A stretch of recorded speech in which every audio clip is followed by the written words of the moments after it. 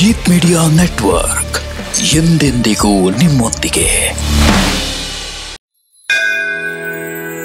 ಓಂ ಶ್ರೀ ಗುರುಭ್ಯೋ ನಮಃ.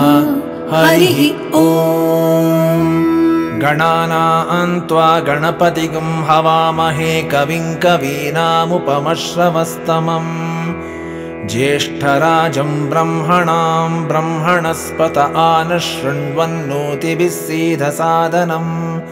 ಮಹಾಗಣಪತಯೇ ನಮಃ. ಪ್ರಣೋ ದೇವಿ ಸರಸ್ವತಿ ವಾಜೇಭಿರ್ವಾಜಿನೀವತಿ ಧೀನಾಮವಿತ್ರಿಯವತ್. ವಾಗ್ದೇವ್ಯೈ ನಮಃ. ಹರಿ ಓಂ.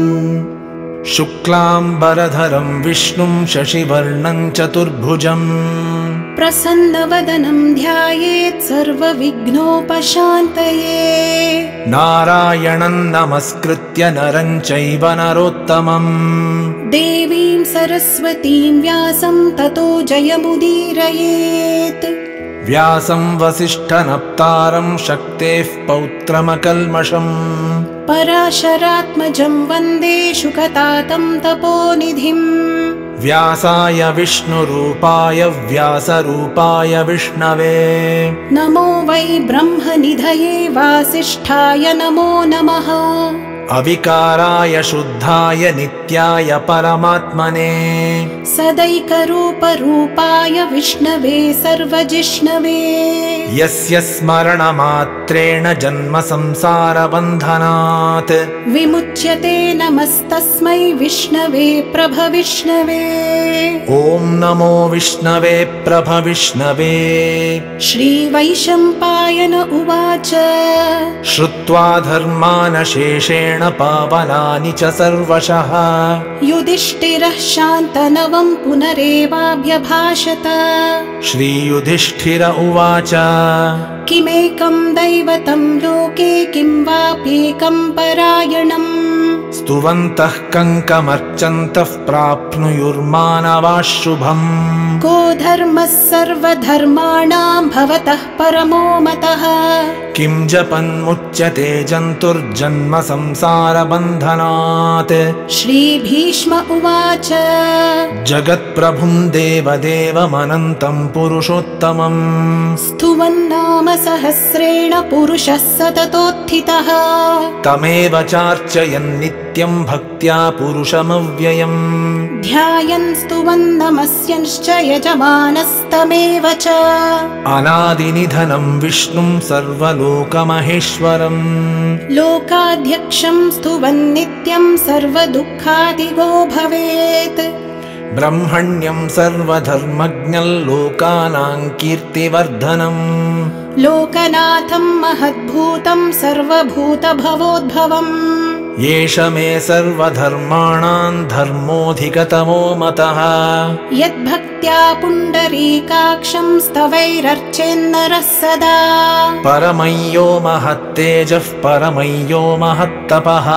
ಪರಮಯ್ಯೋ ಮಹದ್ಬ್ರಹ್ಮ ಪರಮಯ್ಯಃ ಪರಾಯಣಂ. ಪವಿತ್ರಾಣಾಂ ಪವಿತ್ರಯ್ಯೋ ಮಂಗಲಾನಾಂ ಚ ಮಂಗಲಂ. ದೈವತಂ ದೇವತಾನಾಂ ಚ ಭೂತಾನಾಂ ಯೋ ವ್ಯಯಃ ಪಿತಾ. ಯತಃ ಸರ್ವಾಣಿ ಭೂತಾನಿ ಭವಂತ್ಯಾದಿಯುಗಾಗಮೇ. ಯಸ್ಮಿಂಶ್ಚ ಪ್ರಳಯಂ ಯಾಂತಿ ಪುನರೇವ ಯುಗಕ್ಷಯೇ. ತಸ್ಯ ಲೋಕಪ್ರಧಾನಸ್ಯ ಜಗನ್ನಾಥಸ್ಯ ಭೂಪತೆ. ವಿಷ್ಣೋರ್ನಾಮ ಸಹಸ್ರಂ ಮೇ ಶೃಣು ಪಾಪಭಯಾಪಹಂ. ಯಾನಿ ನಾಮಾನಿ ಗೌಣಾನಿ ವಿಖ್ಯಾತಾನಿ ಮಹಾತ್ಮನಃ. ಋಷಿಭಿಃ ಪರಿಗೀತಾನಿ ತಾನಿ ವಕ್ಷ್ಯಾಮಿ ಭೂತಯೇ. ಋಷಿರ್ನಾಮ್ನಾಂ ಸಹಸ್ರಸ್ಯ ವೇದವ್ಯಾಸೋ ಮಹಾಮುನಿಃ. ಛಂದೋನುಷ್ಟುಪ್ ತಥಾ ದೇವೋ ಭಗವಾನ್ ದೇವಕೀಸುತಃ. ಅಮೃತಾಂಶೂದ್ಭವೋ ಬೀಜಂ ಶಕ್ತಿರ್ದೇವಕಿ ನಂದನಃ. ತ್ರಿಸಾಮಾ ಹೃದಯಂ ತಸ್ಯ ಶಾಂತ್ಯರ್ಥೇ ವಿನಿಯುಜ್ಯತೆ. ವಿಷ್ಣುಂ ಜಿಷ್ಣುಂ ಮಹಾವಿಷ್ಣುಂ ಪ್ರಭವಿಷ್ಣುಂ ಮಹೇಶ್ವರಂ. ಅನೇಕ ರೂಪ ದೈತ್ಯಾಂತಂ ನಮಾಮಿ ಪುರುಷೋತ್ತಮಂ. ಅಸ್ಯ ಶ್ರೀ ವಿಷ್ಣೋರ್ದಿವ್ಯ ಸಹಸ್ರನಾಮ ಸ್ತೋತ್ರ ಮಹಾಮಂತ್ರಸ್ಯ ಶ್ರೀ ವೇದವ್ಯಾಸೋ ಭಗವಾನ್ ಋಷಿಃ अनुष्टुप् छन्दः श्रीमहाविष्णुः परमात्मा श्रीमन्नारायणो देवता अमृतांशूद्भवो भानुरिति बीजम् देवकीनन्दनस्रष्टेति शक्तिः उद्भवः क्षोभणो देव इति परमो मन्त्रः शङ्खबृन्नन्दके चक्रीति कीलकम् शार्ङ्गधन्वा गदाधर इत्यस्त्रम् रथाङ्गपाणिरक्षोभ्य इति नेत्रम् त्रिसामासामगः सामेति कवचम् आनन्दम् परब्रह्मेति योनिः ऋतुः सुदर्शनः काल इति दिग्बन्धः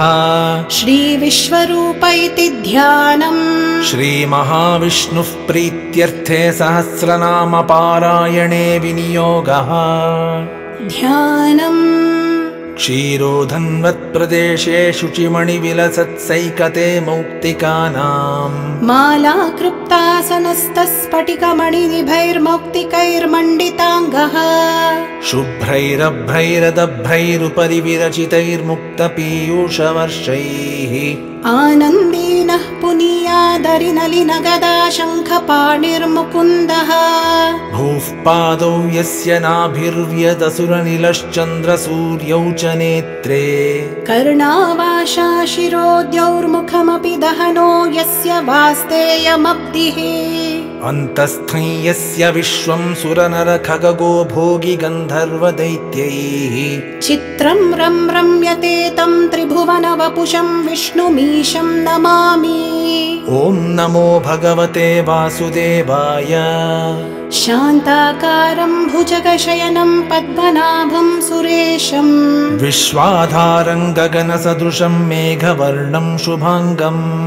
लक्ष्मीकान्तं कमलनयनं योगिहृद्यानगम्यम् वन्दे विष्णुं भवभयहरं सर्वलोकैकनाथम् मेघश्यामं पीतकौशेयवासं श्रीवत्साङ्कं कौस्तुभोद्भासिताङ्गम् पुण्योपेतं पुण्डरीकायताक्षं विष्णुं वन्दे सर्वलोकैकनाथम् नमः समस्तभूतानामादिभूताय भूभृते अनेकरूपरूपाय विष्णवे प्रभविष्णवे सशङ्खचक्रं सकिरीटकुण्डलं सपीतवस्त्रं सरसीरुहेक्षणम् सहारवक्षस्थलशोभिकौस्तुभं नमामि विष्णुं शिरसा चतुर्भुजम् छायायां पारिजातस्य हेमसिंहासनोपरि आसीनमम्बुधश्याममायताक्षमलङ्कृतम् चन्द्राननं चतुर्बाहुं श्रीवत्साङ्कितवक्षसम् रुक्मिणी सत्यभामाभ्यां सहितं कृष्णमाश्रये हरिः ॐ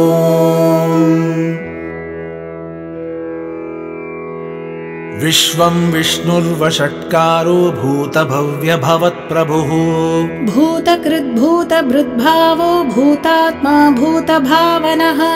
भूतात्मा परमात्मा च मुक्तानां परमागतिः अव्ययः पुरुषः साक्षी क्षेत्रज्ञोऽक्षर एव च योगो योगविदां नेता प्रधानपुरुषेश्वरः नारसिंहवपुः श्रीमान् केशवः पुरुषोत्तमः सर्वः सर्वशिवस्थाणुर्भूतादिर्निधिरव्ययः सम्भवो भावनो भर्ता प्रभवः प्रभुरीश्वरः स्वयंभूः शम्भुरादित्यः पुष्कराक्षो महास्वनः अनादिनिधनो धाता विधाता धातुरुत्तमः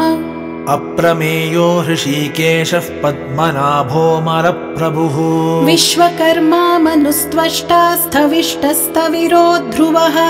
अग्राह्यः शाश्वतः कृष्णो लोहिताक्षः प्रदर्दनः प्रभूतस्त्रिककुब्धाम पवित्रं मङ्गलं परम् ईशानः प्राणदः प्राणो ज्येष्ठः श्रेष्ठः प्रजापतिः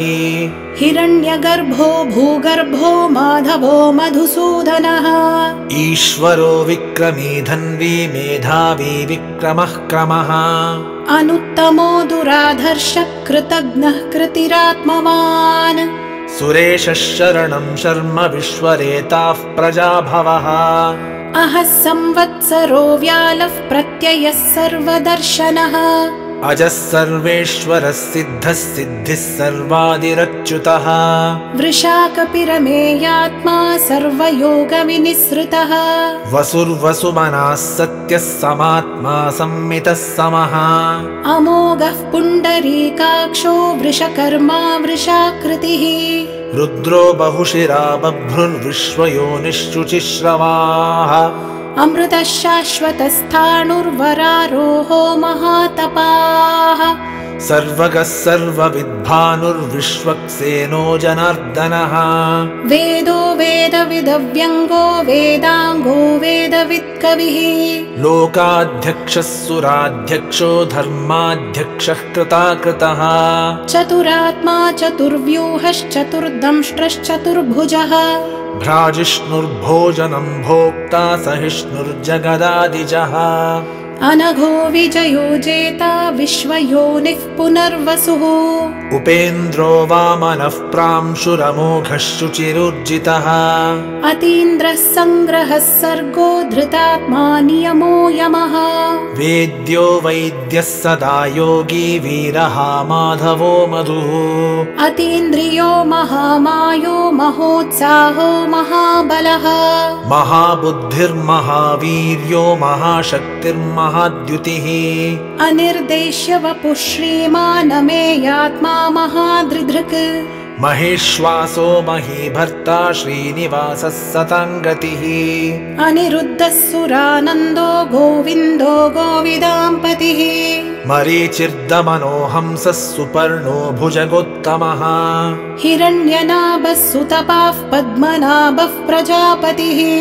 अमृत्युः सर्वदृक्सिंहः सन्धाता सन्धिमान् स्थिरः अजो दुर्मर्षणः शास्ता विश्रुतात्मा सुरारिः गुरुर्गुरुतमो धाम सत्यः सत्यपराक्रमः निमिषो निमिषस्रग्वी वाचस्पतिरुदारधीः अग्रणीर्ग्रामणी श्रीमान् न्यायो नेता समीरणः सहस्रमूर्धा विश्वात्मा सहस्राक्षः सहस्रपात् आवर्तनो निवृत्तात्मा संवृतः सम्प्रमर्दनः अहः संवर्तको वह्निरनिलो धरणीधरः सुप्रसादः प्रसन्नात्मा विश्वधृग्विश्वभुग्विभुः सत्कर्ता सत्कृतः साधुर्जह्नुर्नारायणो नरः असङ्ख्येयो प्रमेयात्मा विशिष्टः शिष्टकृच्छुचिः सिद्धार्थः सिद्धसङ्कल्पः सिद्धिदः सिद्धिसाधनः वृषाही वृषभो विष्णुर्वृषपर्वा वृषोदरः वर्धनो वर्धमानश्च विविक्तः श्रुतिसागरः सुभुजो दुर्धरो वाग्मी महेन्द्रो वसुदो वसुः नैकरूपो बृहद्रूपः शिपिविष्टः प्रकाशनः ओजस्तेजोद्युतिधरः प्रकाशात्मा प्रतापनः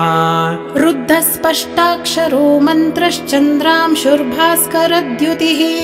अमृतांशुद्भवो भानुः शशबिन्दुः सुरेश्वरः औषधं जगतः सेतुः सत्यधर्मपराक्रमः भूतभव्यभवन्नाथः पवनः पावनो नरः कामः कामकृत्कान्तः कामः कामः प्रदः प्रभुः युगादिकृद्युगावर्तो नैकमायो महाशनः अदृश्यो व्यक्तरूपश्च सहस्रजिदनन्तजित् इष्टो विशिष्टः शिष्टेष्टः शिखण्डी नहुषो वृषः क्रोधः क्रोधकृत्कर्ता विश्वबाहुर्महीधरः अच्युतः प्रतितः प्राणः प्राणदो वासवानुजः अपां निधिरधिष्ठानमप्रमत्तः प्रतिष्ठितः स्कन्दः स्कन्दधरो धुर्यो वरदो वायुवाहनः वासुदेवो बृहद्भानुरादिदेवः पुरन्दरः अशोकस्तारणस्तारः शूरः शौरिर्जनेश्वरः अनुकूलः शतावर्तः पद्मी पद्मनिभेक्षणः पद्मनाभोरविन्दाक्षः पद्मगर्भः शरीरभृत् महद्दिर्रुद्धो वृद्धात्मा महाक्षो गरुडध्वजः अतुलशरभो भीमः समयज्ञो हविर्हरिः सर्वलक्षणलक्षण्यो लक्ष्मीवान् समितिञ्जयः विक्षरो रोहितो मार्गो हेतुर्दामोदरः सहः महीधरो महाभागो वेगवानमिताशनः उद्भवः क्षोभणो देवः श्रीगर्भः परमेश्वरः करणं कारणं कर्ता विकर्ता गहनो गुहः व्यवसायो व्यवस्थानः संस्थानस्थानदो ध्रुवः परर्दिः परमस्पष्टस्तुष्टः पुष्टः शुभेक्षणः रामो विरामो विरतो मार्गो नेयो नयोनयः वीरः शक्तिमतां श्रेष्ठो धर्मो धर्मविदुत्तमः वैकुण्ठः पुरुषः प्राणः प्राणदः प्रणवः पृथुः हिरण्यगर्भः शत्रुघ्नो व्याप्तो वायुरधोक्षजः ऋतुः सुदर्शनः कालः परमेष्ठी परिग्रहः उग्रः संवत्सरो दक्षो विश्रामो विश्वदक्षिणः विस्तारस्थावरस्थाणुः प्रमाणं बीजमव्ययम् अर्थोऽनर्थो महाकोशो महाभोगो महाधनः अनिर्विण्णस्थविष्ठो भूर्धर्मयूपो महामखः नक्षत्रनेमिर्नक्षत्री क्षमः क्षामः समीहनः यज्ञ इज्यो महेज्यश्च क्रतुः सत्रं सताङ्गतिः सर्वदर्शी विमुक्तात्मा सर्वज्ञो ज्ञानमुत्तमम् सुव्रतः सुमुखः सूक्ष्मः सुघोषः सुखदः सुहृत् मनोहरोजितक्रोधो वीरबाहुर्विदारणः स्वापनः स्ववशो व्यापी नैकात्मानैककर्मकृत् वत्सरो वत्सलो वत्सी रत्नगर्भो धनेश्वरः धर्मकृद्धर्मकृद्धर्मी सदसक्षरमक्षरम् अविज्ञाता सहस्रांशुर्विधाता कृतलक्षणः गभस्थिनेमिः सत्त्वस्थः सिंहो भूतमहेश्वरः आदिदेवो महादेवो देवेशो देवभृद्गुरुः उत्तरो गोपतिर्गोप्ता ज्ञानगम्यः पुरातनः शरीरभूतभृद्भोक्ता कपीन्द्रो भूरि दक्षिणः सोमपोमृतपः सोमः पुरुजित्पुरुषत्तमः विनयो जयः सत्यसन्धो दाशार्हः सात्वतां पतिः जीवो विनयिता साक्षी मुकुन्दोमितविक्रमः अम्भो निधिरनन्तात्मा महोदधिशयोऽन्तकः अजो महार्हः स्वाभाव्यो जितामित्रः प्रमोदनः आनन्दो नन्दनो नन्दः सत्यधर्मा त्रिविक्रमः महर्षिः कपिलाचार्यः कृतज्ञो मेदिनीपतिः त्रिपदस्त्रिदशाध्यक्षो महाशृङ्गः कृतान्तकृत् महावराहो गोविन्दः सुषेणः कनकाङ्गदी गुह्यो गभीरो गहनो गुप्तश्चक्रगदाधरः वेधास्वाङ्गोजितः कृष्णो दृढः सङ्कर्षणोच्युतः वरुणो वारुणो वृक्षः पुष्कराक्षो महामनाः भगवान् भगः नन्दी वनमाली हलायुधः आदित्यो ज्योतिरादित्यः सहिष्णुर्गतिसत्तमः सुधन्वा खण्डपरशुर्दारुणो द्रविणप्रदः दिवः स्पृक् सर्वदृग्व्यासो वाचस्पतिरयो निजः त्रिसामासामगः सामनिर्वाणं भेषजं भिषक् सन्न्यासकृच्छमः शान्तो निष्ठा शान्तिः परायणम् शुभाङ्गः शान्तिदः स्रष्टा कुमुदः कुवलेशयः गोहितो गोपतिर्गोप्ता वृषभाक्षो वृषप्रियः अनिवर्ती निवृत्तात्मा संक्षेप्ताक्षेमकृच्छिवः श्रीवत्सवक्षा श्रीवासः श्रीपतिः श्रीमतां वरः श्रीदः श्रीशः श्रीनिवासः श्रीनिधिः श्रीविभावनः श्रीधरः श्रीकरः श्रेयः श्रीमान् लोकत्रयाश्रयः स्वक्षस्वङ्गः शतानन्दो नन्दिर्ज्योतिर्गणेश्वरः विजितात्मा विधेयात्मा सत्कीर्तिश्चिन्न संशयः उदीर्णः सर्वतश्चक्षुरनीशः शाश्वतस्थिरः भूषयो भूषणो भूतिर्विशोकः शोक शोकनाशनः अर्चिष्मानर्चितः कुम्भो विशुद्धात्मा विशोधनः अनिरुद्धो प्रतिरतः प्रद्युम्नोमितविक्रमः कालनेमिनिः वीरः शौरिः शूरजनेश्वरः त्रिलोकात्मा त्रिलोकेशः केशवः केशिहा हरिः कामदेवः कामपारः कामीकान्तः कृतागमः अनिर्देश्य वपुर्विष्णुर्वीरोऽनन्तो धनञ्जयः ब्रह्मण्यो ब्रह्मकृद्ब्रह्मा ब्रह्म ब्रह्मविवर्धनः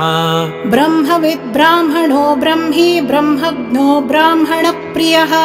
महाक्रमो महाकर्मा महातेजा महोरगः महाक्रतुर्महायज्वा महायज्ञो महाहविः स्तव्यस्तव प्रियस्तोत्रं स्तुतिस्तोतारणप्रियः पूर्णः पूरयिता पुण्यः पुण्यकीर्तिरनामयः मनोजवस्तीर्थकरो वसुरेता वसुप्रदः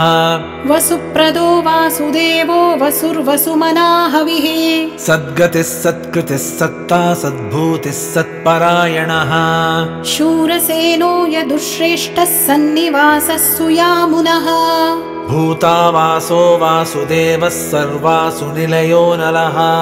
दर्पः दर्पदो दृप्तो दुर्धरोऽथा पराजितः विश्वमूर्तिर्महामूर्तिर्दीप्तमूर्तिरमूर्तिमान् अनेकमूर्तिरव्यक्तः शतमूर्तिः शताननः एकोनैकः सवः कः कियत्तत्पदमनुत्तमम् लोकबन्धुर्लोकनाथो माधवो भक्तवत्सलः सुवर्णवर्णो हेमाङ्गो वराङ्गश्चन्दनाङ्गदी वीरः विषमशून्यो घृताशीरजलश्चलः अमानी मानदो मान्यो लोकस्वामी त्रिलोकधृत् सुमेधा मेधजो धन्यः सत्यमेधाधराधरः तेजो वृषोद्युतिधरः सर्वशस्त्रभृताम्बरः प्रग्रहो निग्रहो व्यग्रो नैकशृङ्गो गदाग्रजः चतुर्मूर्तिश्चतुर्बाहुश्चतुर्व्यूहश्चतुर्गतिः चतुरात्मा चतुर्भावश्चतुर्वेदविदेकपात् समावर्तो निवृत्तात्मा दुर्जयो दुरतिक्रमः दुर्लभो दुर्गमो दुर्गो दुरावासो दुरारिः शुभाङ्गो लोकसारङ्गः सुतन्तुस्तन्तुवर्धनः इन्द्रकर्मा महाकर्मा कृतकर्मा कृतागमः उद्भवः सुन्दरः सुन्दो रत्ननाभः सुलोचनः अर्को वाजसनः शृङ्गी जयन्तः सर्वविज्जयी सुवर्णबिन्दुरक्षोभ्यः सर्ववागीश्वरेश्वरः महाह्रदो महागर्तो महाभूतो महानिधिः कुमुदः कुन्दरः कुन्दः पर्जन्यः पावनो निलः अमृतांशोऽमृतवपुः सर्वज्ञः सर्वतोमुखः सुलभः सुव्रतः सिद्धः शत्रुजिच्छत्रुतापनः न्यग्रोधो दुम्बरोऽश्वत्थश्चाणूरान्ध्रनिषूदनः सहस्रार्चिः सप्तजिह्वः सप्तैधा सप्तवाहनः अमूर्तिरनघोचिन्त्यो भयकृद्भयनाशनः अणुर्बृहत्कृशस्थूलो गुणभृन्निर्गुणो महान् अधृतस्वधृतस्वास्यः प्राग्वंशो वंशवर्धनः भारभृत्कथितो योगी योगीशः सर्वकामदः आश्रमश्रवणः क्षामः सुपर्णो वायुवाहनः धनुर्धरो धनुर्वेदो दण्डो दमयिता दमः अपराजितः सर्वसहो नियन्ता नियमो यमः सत्त्ववान् सात्विकः सत्यः सत्यधर्मपरायणः अभिप्रायः प्रियार्होर्हः प्रियकृत्प्रीतिवर्धनः विहाय सगतिर्ज्योतिः सुरुचिर्हुतभुग्विभुः रविर्विरोचनः सूर्यः सविता रविलोचनः अनन्तो हुतभुग्भोक्ता सुखदो नैकजोऽग्रजः अनिर्विण्णः सदामर्षि लोकाधिष्ठानमद्भुतः सनात् सनातनतमः कपिलः कपिरव्ययः स्वस्तिदः स्वस्ति कृत् स्वस्ति स्वस्ति भुक् स्वस्ति दक्षिणः अरौद्रः कुण्डली चक्री विक्रम्योर्जितशासनः शब्दातिगः शब्दसः शिशिरः शर्वरीकरा अक्रूरः पेशलो दक्षो दक्षिणः क्षमिणाम्बरः विद्वत्तमो वेदभयः पुण्यश्रवणकीर्तनः उत्तारणो दुष्कृतिः पुण्यो दुःस्वप्ननाशनः वीरः रक्षणः सन्तो जीवनः पर्यवस्थितः अनन्तरूपोऽनन्तश्रीर्जितमन्युर्भयापहः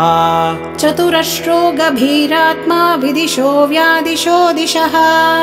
अनादिर्भूर्भुवो लक्ष्मीः सुवीरो रुचिरङ्गदः जननो जनजन्मादिर्भीमो भीमपराक्रमः आधारनिलयो धाता पुष्पहासः प्रजागरः ऊर्ध्वगः सत्पथाचारः प्राणदः प्रणवः पणः प्रमाणं प्राणनिलयः प्राणभृत्प्राणजीवनः तत्त्वं तत्त्वविदेकात्मा जन्म मृत्युजरातिगः भूर्भुवः स्वस्तरुस्तारः सविता प्रपितामहः यज्ञो यज्ञपतिर्यज्वा यज्ञाङ्गो यज्ञवाहनः यज्ञभृद्यज्ञकृद्यज्ञी यज्ञभुग्यज्ञसाधनः यज्ञान्तकृद्यज्ञगुह्यमन्नमन्नादयेव च आत्मयोनिः स्वयं जातो वैखानः सामगायनः देवकीनन्दनः स्रष्टा क्षितीशः पापनाशनः शङ्खभृन्नन्दकी चक्रीशार्ङ्गधन्वा गदाधरः रथाङ्गपाणिरक्षोभ्यः सर्वप्रहरणायुधः सर्वप्रहरणायुध ॐ नम इति वनमाली गदीशार्ङ्गी शङ्खी चक्री च नन्दकी श्रीमान्नारायणो विष्णुर्वासुदेवोऽभिरक्षतु वनमाली गदीशार्ङ्गी शङ्खी चक्री च नन्दकी श्रीमान्नारायणो विष्णुर्वासुदेवोऽभिरक्षतु वनमाली गदीशार्ङ्गी शङ्खी चक्री च नन्दकी श्रीमान्नारायणो विष्णुर्वासुदेवोऽभिरक्षतु श्रीवासुदेवोऽभिरक्षतु ॐ नम इति श्रीभीष्म उवाच इतीदं कीर्तनीयस्य केशवस्य महात्मनः नाम्नां सहस्रं दिव्यानामशेषेण प्रकीर्तितम् य इदं शृणुयान्नित्यं यश्चापि परिकीर्तयेत् नाशुभं प्राप्नुयात् किञ्चित् सोमुत्रेह च मानवः वेदान्तगो ब्राह्मणः स्यात् क्षत्रियो विजयी भवेत् वैश्यो धनसमृद्धः स्यात् शूद्रः सुखमवाप्नुयात् धर्मार्थी प्राप्नुयात् धर्ममर्थार्थी चार्थमाप्नुयात्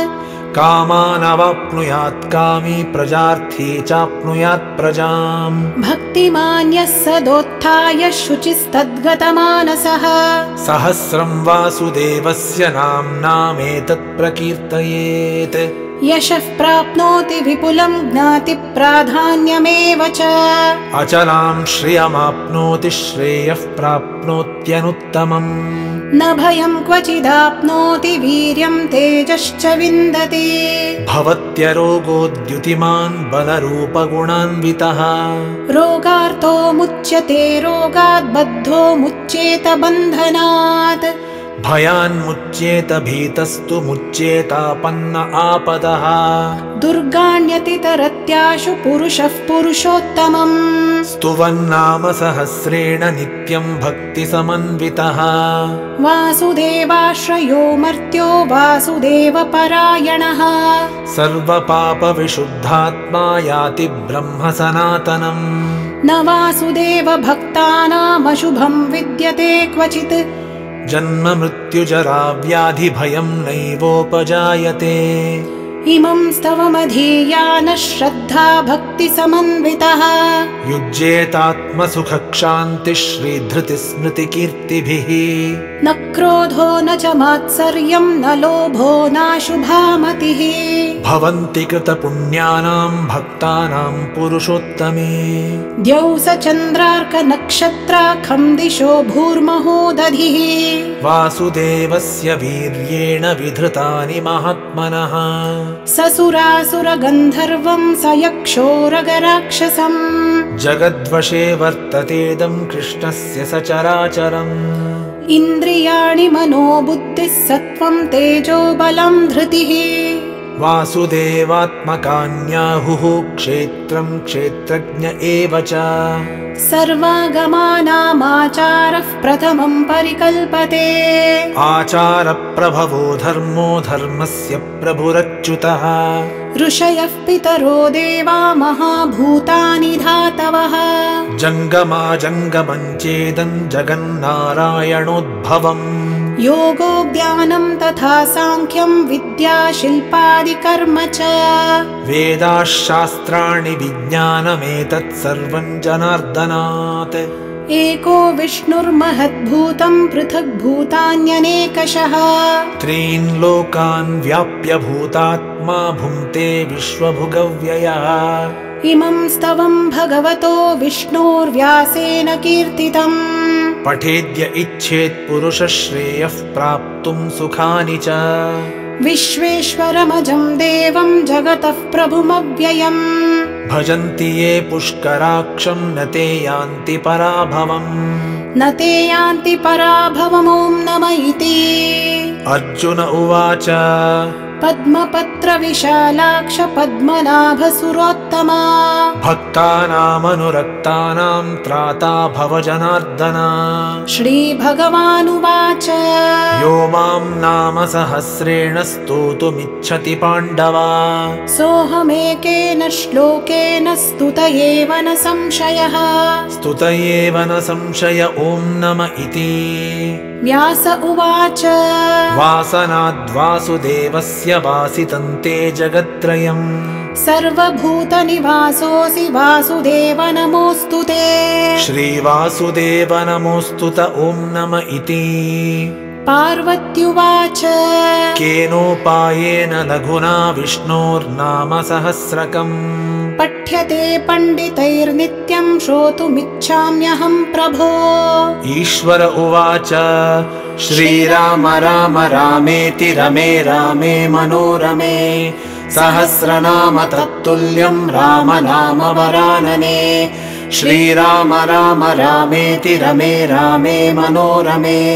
सहस्रनाम तत्तुल्यं राम नाम वरानने श्रीराम राम रामेति रमे रामे मनोरमे सहस्रनाम तत्तुल्यं राम नाम वरानने श्रीराम नाम वरानन ॐ नम इति ब्रह्मोवाच नमोऽस्त्वनन्ताय सहस्रमूर्तये सहस्रपादाक्षिशिरोरुबाहवे सहस्रनाम्ने पुरुषाय शाश्वते सहस्रकोटियुगधारिणे नमः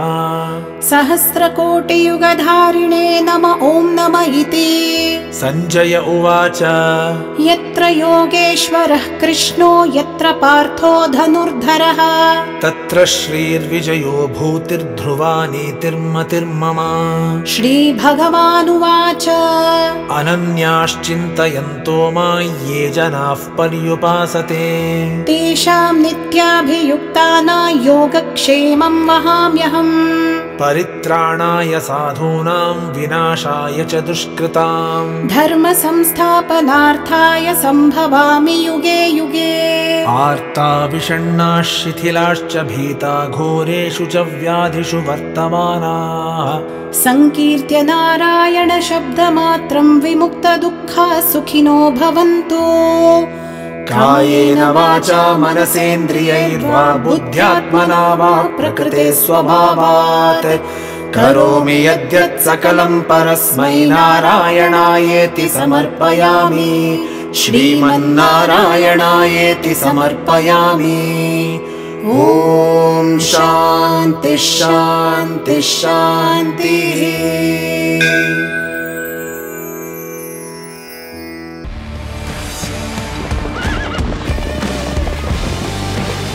ಜೀತ್ ಮೀಡಿಯಾ ನೆಟ್ವರ್ಕ್ ಎಂದೆಂದಿಗೂ ನಿಮ್ಮೊಂದಿಗೆ.